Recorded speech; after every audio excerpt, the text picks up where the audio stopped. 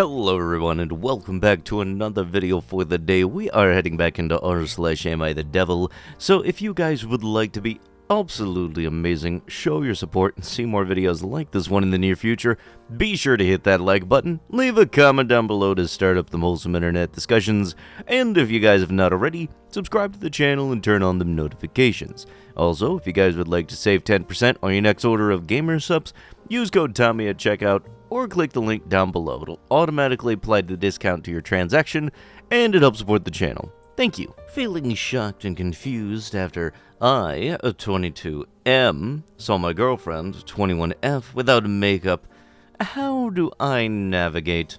My girlfriend and I have been officially dating for less than a week, but we've been seeing each other for about 2 months. Things have been really good, and we've gone on nice dates. We are taking things slow, physically, no messing around yet, and we've just been getting to know each other. One thing I've never noticed until recently was how much makeup she wears. Or maybe she's just very good at applying it, and I genuinely couldn't tell. Her makeup always looked really natural, so I never gave it much thought. If I really paid attention, I might have seen a little skin texture, but nothing that stood out. The other night, we were at a party and both of us got tipsy. We ended up in a bedroom, lights were off, and we started making out pretty heavy. It was hot, sweaty, her face was kind of smushed against my chest, I wasn't wearing a shirt. We eventually just fell asleep like that. I woke up before she did, and that's when I noticed. Most of her makeup had rubbed off during the night, and I saw her bare skin for the first time. She had really inflamed red areas on her cheeks and skin, breakouts on her forehead. It looked painful, like cystic acne. It shocked me because she looked so different from what I was used to. It was one of those moments where part of me, if I'm being brutally honest, felt kind of deceived. Which is harsh, I know. It was more shock than actual twinge of feelings turned off by how she looked. But it really did feel like I was seeing a completely different person.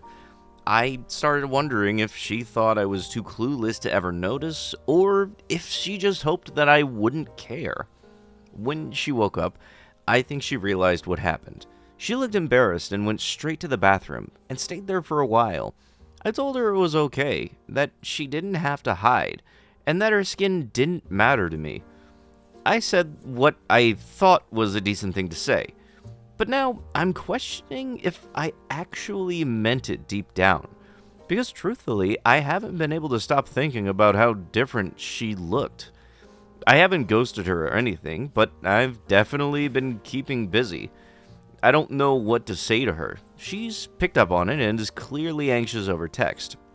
But I still don't know how to respond without either lying or hurting her feelings. The whole thing made me wonder if I rushed into this too quickly. She wanted some commitment, and I liked her enough to do that.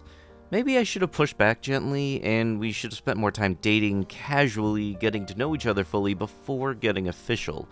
I didn't expect to feel this way, but now that I do, I don't know what the right next step is. I know some people might read this and instantly call me shallow. I've already run that accusation through my own head, but here's where I'm genuinely trying to understand the line.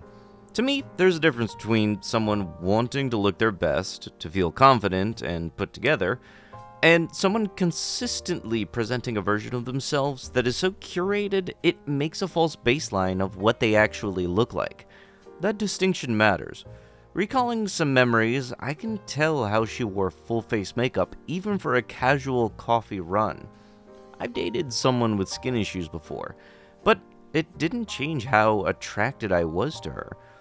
I fully understand that she doesn't owe me full vulnerability, especially not early on. But do I need to agree with the idea that her use of so much makeup was also about presenting a curated/false version of herself, and not just wanting to look her best?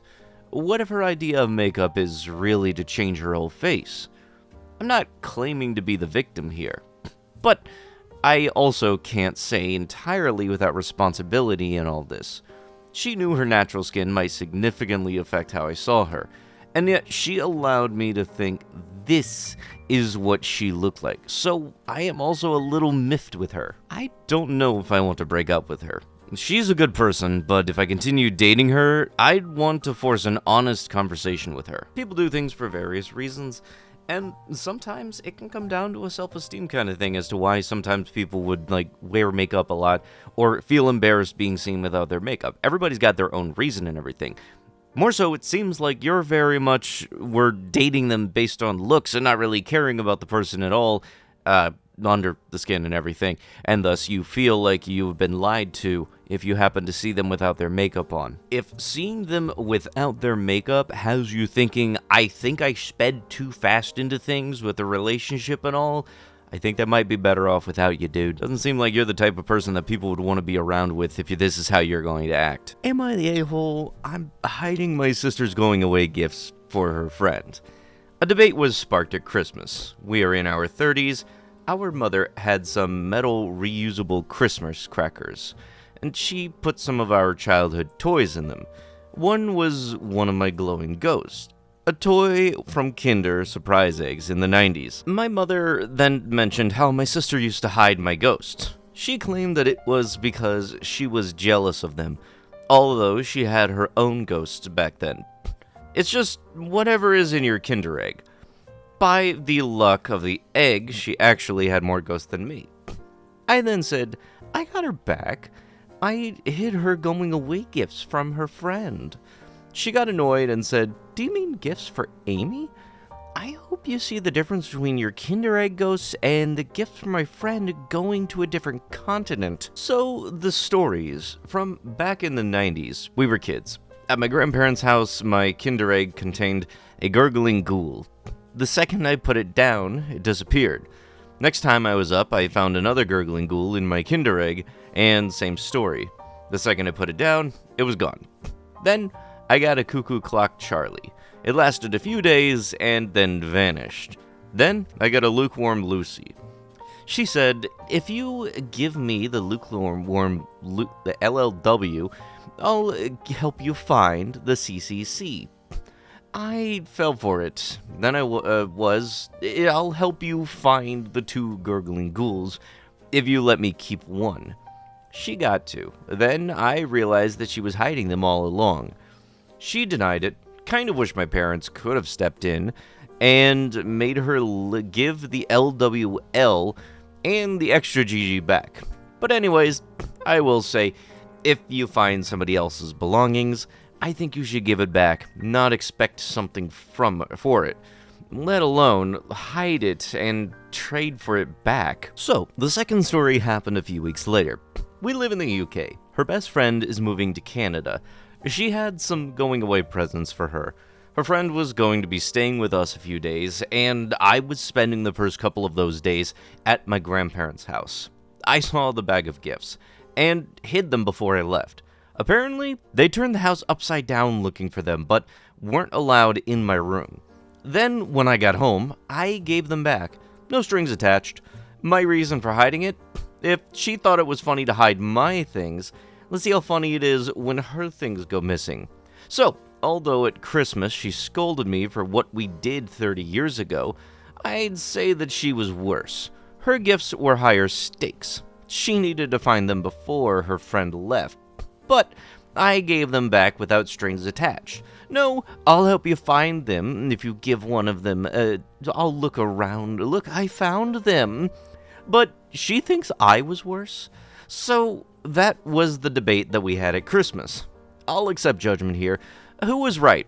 I was worse because of the stakes? She was worse because of the strings and being the one who started it? Or is it two wrongs don't make a right-ish? Just thinking, the argument we had reminds me of Ross and Monica. Am I the a-hole? yeah. First off, the thing that you happen to have had all of your fuss about when you were kids and everything was a freaking Kinder toy. Secondly, you had 2 of them. Lastly, y'all were like kids. What was it, like 5 or 6 years old or something? You're trying to reignite something from 30 years ago. Are you a freaking child still? Plus, also, I feel like if the friend had wound up going to Canada and then they found the presents afterwards, you should be the one that has to pay the import tax on those presents then, because then they would have to be shipped international. You know, because you're the reason that they weren't able to give them to the friend and before they went off to Canada. So yes, you very much are the a-hole in this one. It happened to me. I think I need to bump someone from my wedding party. I've seen the posts about having to navigate removing wedding party members and was really confident in our choices until this past weekend.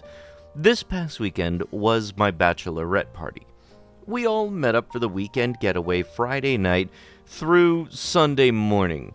Overall, it was an amazing trip, and I had such an excellent time.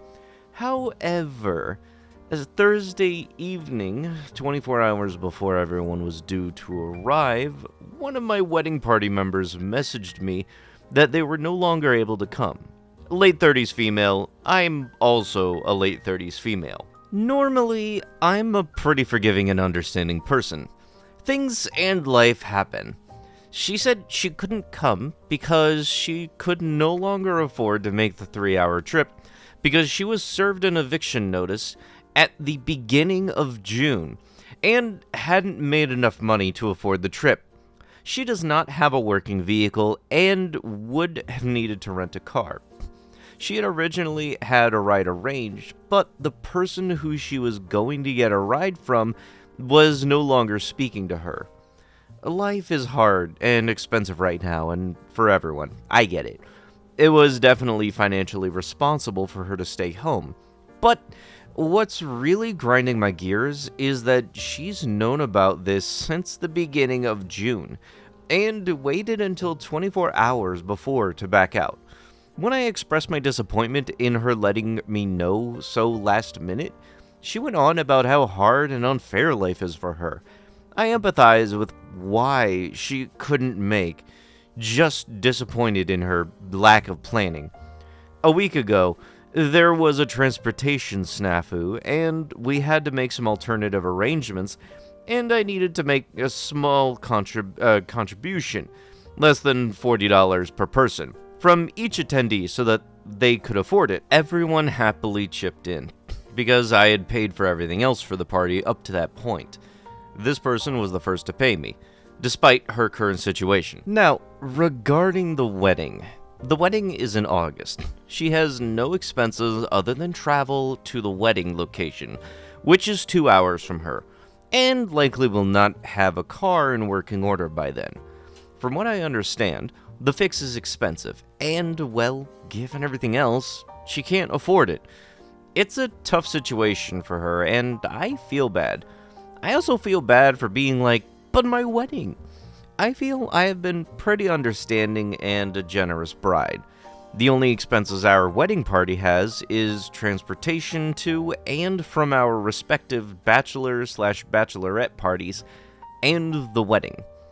There was an optional event at my bachelorette party that she also elected to participate in, and paid for that too. We covered attire, accessories, lodging, food, and hair/makeup for the wedding. I asked her when she texted me Thursday if she was going to be able to make it to the wedding, and she said, yes, I seriously wouldn't miss that. I'm having a hard time believing her right now, given how precarious her financial situation is. I need to get it figured out, though, so that I can get things in order for a backup person. As much as I want her here, I can't help but have a nagging feeling that in the back of my head that she will flake. She clearly has more important responsibilities to play with, which I understand. My fiancé suggested posing it as a question to give her the choice to step away. But knowing her the way that I do, she doesn't have the self-awareness to make that kind of responsible decision. If she chose to step down, and potentially come as a guest, no hard feelings. But the thought of her committing to this and then calling me Thursday before my wedding to tell me that she is not coming has my stomach in absolute knots. So, I come seeking advice on how to navigate the situation. She is a cousin and the only family member that I have in my wedding party because of some pretty dysfunctional dynamics. I know just taking it away from her will crush her and piss her off, but the unreliability is killing me. Any advice? Yeah, I can understand somebody wanting to be at the wedding and everything, and yeah, if they have to make a change last minute, it's a little bit of a bummer, but you kind of gotta understand the person's perspective. They are losing their living space, so that kind of takes priority over the whole, hey, can I make it to the wedding? Yeah, no, the person's losing their place where they sleep, and money is very much not the same anymore. But no, boo-hoo, my wedding. But with that, that is going to have to be with the video. If you guys would love to be absolutely amazing, show your support, and see more videos like this one in the near future, be sure to hit that like button, leave a comment down below to start up them wholesome internet discussions, and if you guys have not already, subscribe to the channel and turn on them notifications. I'll be sure to see you guys in the next one. Thank you so much for watching, and bye-bye!